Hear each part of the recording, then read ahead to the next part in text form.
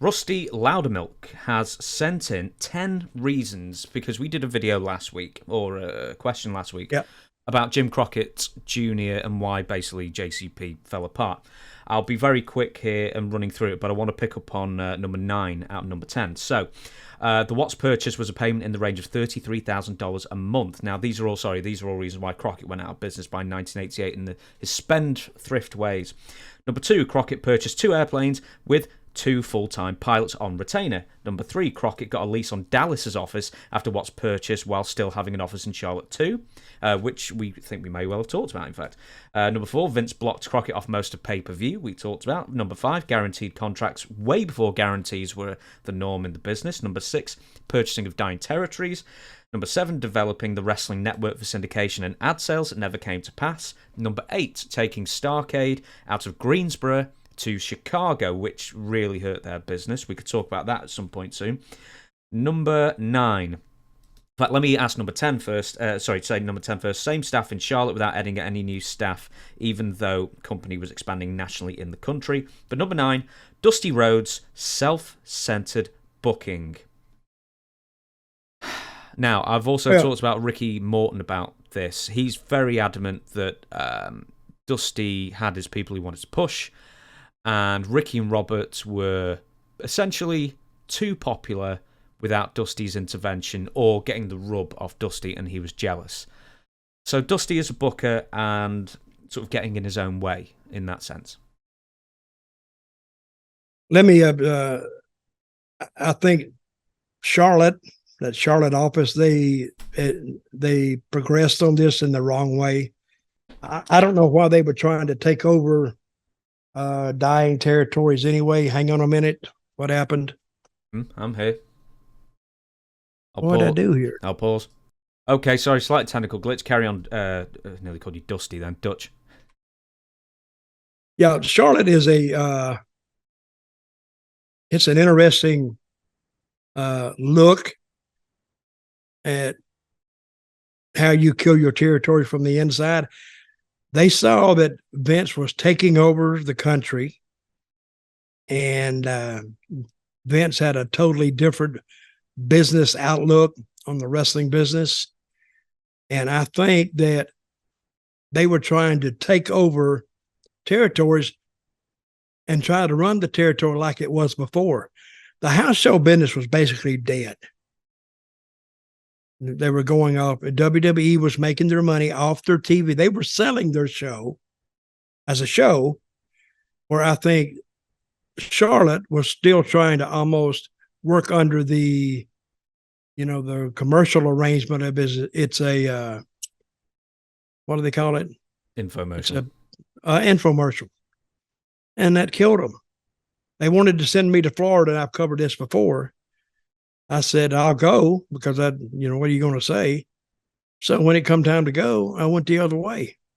So as far as Dusty self-promoting himself, yes, he did. He was over, and he would do that to Nikita Koloff too. When Nikita would get in a spot that he needed a partner, or Dusty would make himself a partner, especially against the other Russians. He would go in with the Rock and Roll when they needed to make a 6-man against the Midnight Express and somebody else. Dusty would stick himself in there, and he would just do stuff like that. I don't know how much money that. See, you assume that you're getting paid main event money, whatever that is. That main event money in every territory was basically different. So if you had a guy, you guaranteed him $2,000 a week. I don't care where he was on the card. He could be second match, but he'd still expect that $2,000 that week. And where did that $2,000 come from? It came out of the housegate money. Exactly. They didn't said, well, the main event gets this percent and this gets this percent. They didn't do that. It was basically whatever they thought the guy would take and go with. They never had anything in writing that you're going to get, like, of the house, you're going to get like 25% of 33% or something like that. It was, and because none of the wrestlers ever saw the books, they never saw the ticket sales, they never saw the receipts, they never saw anything. Basically, when they looked out there and they saw a full house, they still didn't know what they were going to be getting, because I've had them tell me, yeah, but we give a lot of tickets away. What? And that was one of their reasons that your payoff wasn't like it should be. So what else did Ricky say? Right. So very specifically, Ricky said that, and Robert Gibson told me the same thing as well, is that, let's say the Rock and Roll were headlining against the Midnight Express on the B Towns, while Dusty and Ric Flair and whoever else was on the A Towns. Mm-hmm. And the B Towns, with Robert and Ricky on top, would be outdrawing the A Towns with Dusty on top. And according to Ricky and Robert, that wouldn't do in Dusty's eyes. So he would either shunt Ricky and Robert down the card, or take them off the road, or insert himself with Ricky and Robert to make it seem like he drew the house instead. Well, I never heard of him taking them off the road, because that would have been noticeable to Crockett himself. So well, I mean, eventually he got rid of him in, what was it, 88 or something. But so Dusty would be very jealous if anyone else outshone him, basically. Okay, why did Ricky say that he left Charlotte? I think it was a dispute over money and a dispute with Dusty. Maybe. I heard one time they were going to put the world title on Ricky. Did he tell you this? Mm-hmm. And he said, well, what's going to happen to Robert? They said, well, we'll probably let him go. And he didn't like that, so he refused the belt from Flair and to keep Robert working. And I thought to myself, well, you should have took the belt, Ricky, because now you would have had more control, and you could have insisted that Robert stay anyway. So, but he never replied to that. So, but yeah, Dusty did put himself. He did put himself on top every chance he got. I'm gonna stick with this briefly. You know who the real booker was in Charlotte? Huh? J.J. Dillon.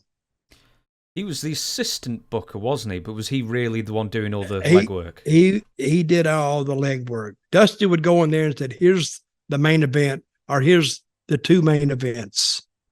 Book the card. And JJ, this is JJ talking now. He said he would take that card that they were going to advertise, those two big matches, and he booked the rest of it. He would book 5 matches underneath that, or whatever he'd book, and he would book that for the whole territory. Say they had I don't think Charlotte had that many guys. They had 30, and they would put about 14 or 15 or 16 or whatever on a card, big card, to have sometimes maybe 20 guys. But J.J. Dillon, in a little adjacent office to Dusty's, Dusty'd go in there and said, here, book the rest of it. And JJ, he didn't mind. He had booked territories before himself anyway, so he enjoyed it. Go on. I went in one day. You talking about the 2 planes he bought? Yeah.